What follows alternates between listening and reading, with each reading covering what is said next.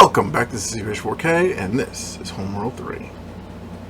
Find it in your heart to hit that like button, hit the subscribe button, and check out my Reddit in the description.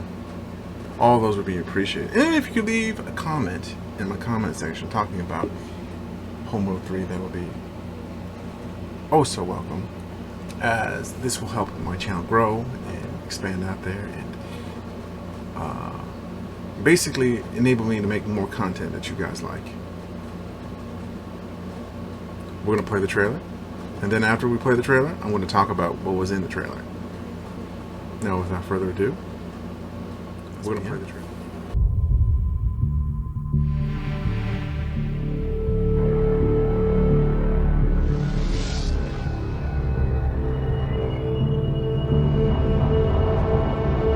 Fleet Command. Kesura Gate has been damaged and gate control modules are in disarray. Resource controllers standing by to execute repairs. Alright, over. You are cleared for collection. Command, this is Interceptor Squadron Leader Joshua Kalel. Permission to escort our rock juggies.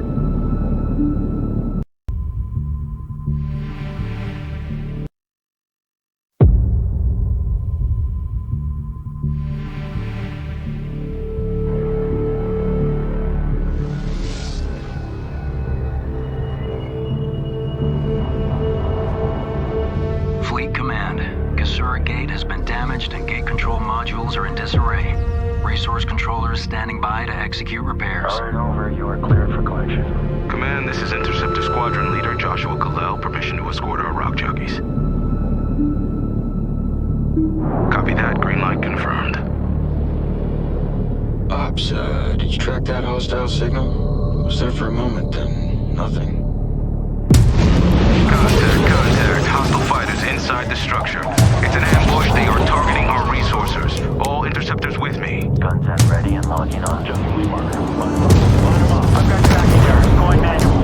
Sweep rifle. There it is. Adjust close rate. Can't get loose. Push your target. Under fire. Need help. Copy. Pushing through. Go ahead. Fleet Command. Raiders are stardust. But we lost some good pilots. Expecting additional contact, requesting reinforcements. Interceptor on deck. Command, you need to see this now. Hold steady. Watch the cross. Direct assault ineffective. I say again, ineffective. Adjusting approach vector for cover. Target acquired. Gunman in dynamic range. Closing fire. Good work, First Squadron. Second Squad, to subsurface rear flank. Use the old surface tunnels and approach from the rear. Copy that. Vector looks clear. We're on the hunt. Authorized to onward range. Change them up. Let's do this. Enemy units destroyed. Resources report repairs to the gate are complete. Begin transfer. Attention all units. Priority alert. Raider carrier battle group on approach. The carrier and all remaining hostile forces must be eliminated to ensure safe gate transit. Moving to intercept. Bombers standing by. Assault frigate production online. Keep the resources coming in. This is Bomber Lead. Engaging carrier. Cleared hot. Let's take it to him. Stay on him. Break contact. Keep it tight. This is Controller Lead. That frigate has us on lock. Be advised, the resourcing operation is under attack. First Squadron to support positions immediately. Understood, Fleet. We'll be outnumbered, but we've seen worse. Coordinates locked in, stay tight and pick your targets. Enemy lock. Break. TMS. Check target. We're within minimum burn range. Pull around. Frigate close. Pull the shot. Hold steady. I'm coming around. Getting ripped to shreds out here, Fleet. First Squadron, cover the resource controllers long enough to build another wave of bombers to finish out that carrier. Roger that. We'll hold them off as long as we can. Just a little longer, First Squadron. End of the line, Fleet. Make it count. Josh Kalel signing off. Final wave of bombers away. Finish the job. Enemy carrier engaging us. TMS positive. Keep it tight, Vector. One of the enemy missile frigates is isolated. Use the resource controller to capture. Collection underway.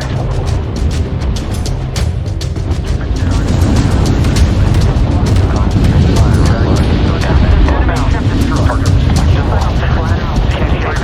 Confirm on cap.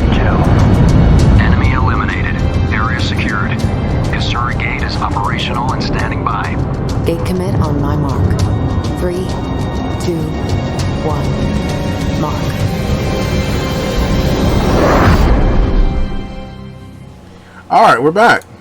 So let's look at the trailer, shall we? So we're getting a space anomaly here. Now, there's a side thing. I don't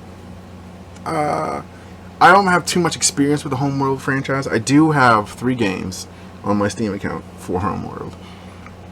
I'm willing to play them on my channel at some point in the future. I don't know when, I don't know where, but I'm willing to play them.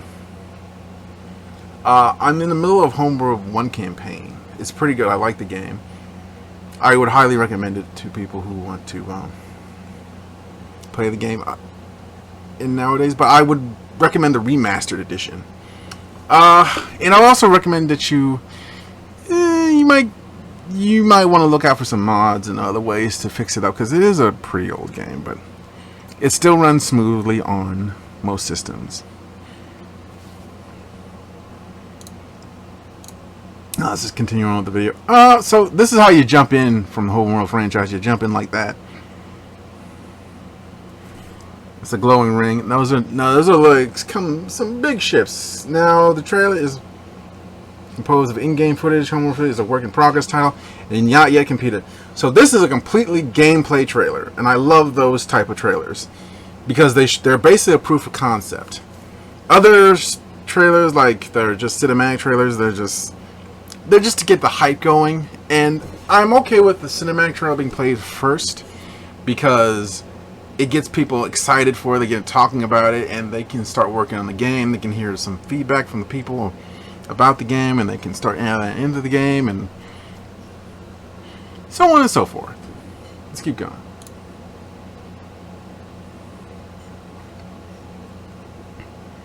So it's not complete yet. So I like that little warning.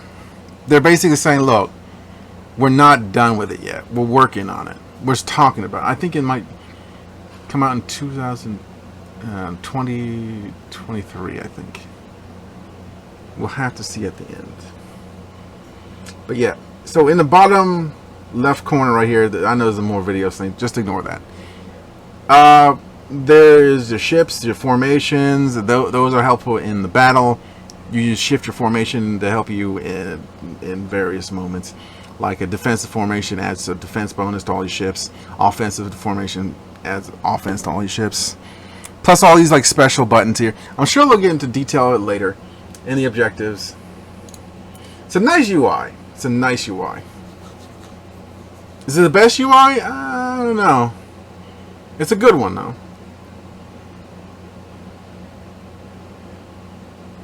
I don't know if it's great. Also like the patterns after the ship that's from the old school Homeworld. That's pretty good. I also like the cinematic view here. That's pretty good. Like you get in the cinematic view. And also they're doing the 3D space movement. No, most space games take place on a plane or they're turn-based in space, but Homeworld is real time in space. Just you actually feel like you're playing you're in a space war fighting. That's right, a space war. You're in a science fiction show where you're basically having your ships battle various amounts of... Oh, here it is. Here it is. Hide behind debris to keep units safe. Now that's important. So adds a little bit of strategy to the debris fields. Normally in the old Homeworld, I'm not an expert, but debris was just debris. You would just fly over it. But it looks like in this thing they're going to make it interactable with the environment. But yeah, to me, it's important to be to have a very unique perspective in a game. Just ask what's unique about Homeworld. It's that 3D environment. You can fight it up, down, to the side. It's that mobility. That was always good with Homeworld. No other game has successfully, fully repeated that in its entire franchise.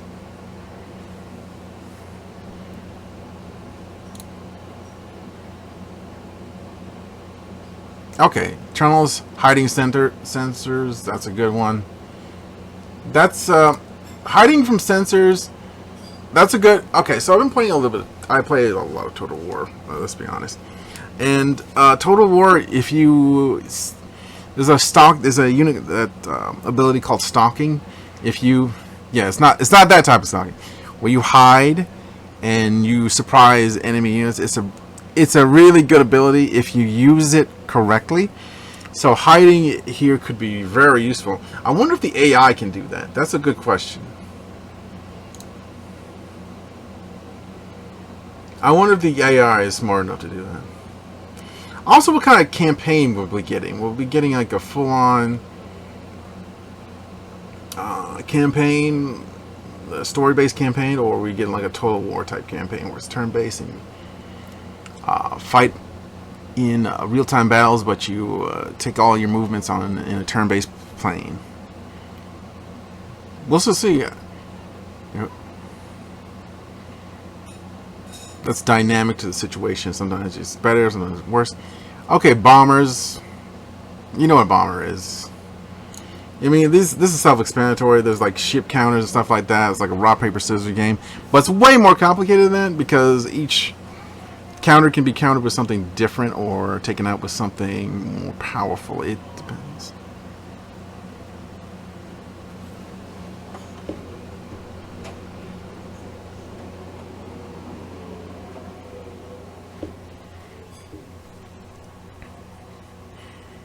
It's a good battle. Alright. I also like the guy who died. He says, I'm signing off now. That's some good comms chatter. That was another thing that was good about Homeworld, the comms chatter. It added a little bit of sense of atmosphere, of immersion. It's hard to describe immersion unless you've had like a really fun game that really immersed you. Like both the Red Dead Redemption games are very immersive. I felt like a cowboy every time I played one.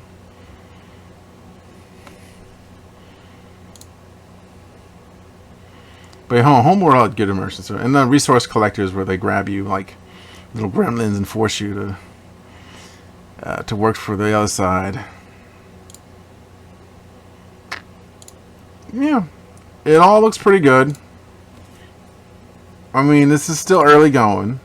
We haven't had a playable demo, so I can't really like go into if it's fun to play or if it's non-fun to play. But it looks pretty good at this stage of its development. Would I recommend you wishlist it? Yeah, you know what? I recommend you wishlist it because I'm curious about it at the moment, as I think you should be. Because I'm curious. When I'm curious about a game, and I was like, this might be fun. Let's see what it looks like. I recommend you wishlist it, but again, do not take that as a recommendation to pre-order. I am completely against pre-ordering. Unless it's your job, or you have to, or you're going to play this game on launch, and you're going to be live streaming it, or you're going to be let's playing it, or you're going to be whatever. Then I highly recommend you do not. It's resource collectors. Look at that. I highly recommend you do not pre-order a game for no other reason than I genuinely think pre-order. It's bad for the consumer, because what if you buy a pre-order game and you buy it and you play it and you realize, oh, I don't like it. So that's why I recommend you take a very careful look at a game, decide whether or not you want it, or even just play the demo for like an hour or so to see if it's your cup of tea.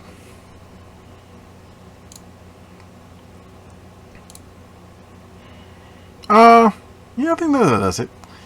Before I go, I'd like to say thank you for the people who've been subscribing to my channel. My channel has been growing a little bit quickly over the past few weeks. I said thanks for that. Thank you so much. That's partially why I'm doing 5 episodes per week. I think you guys deserve the 5 episodes. I think I can do 5 episodes for now. I don't know how long I can keep this up. Maybe a couple of months, maybe just a month or so, but I can do this consistently for a while. I might need to take a long break at one point, But I should be able to do this for at least a few months. Let's just say maybe more, maybe less. We shall see. Christmas, holidays, I don't know if I'll be all that active on this channel during the Christmas month, because, you know, it is the holidays, and holidays is just madness. So I thank you for stopping by. Push the like button, push the subscribe button. I'll catch you in the next one. And this has been CPH4K, and this has been Homeworld 3. Bye-bye. Take care. You have a good one.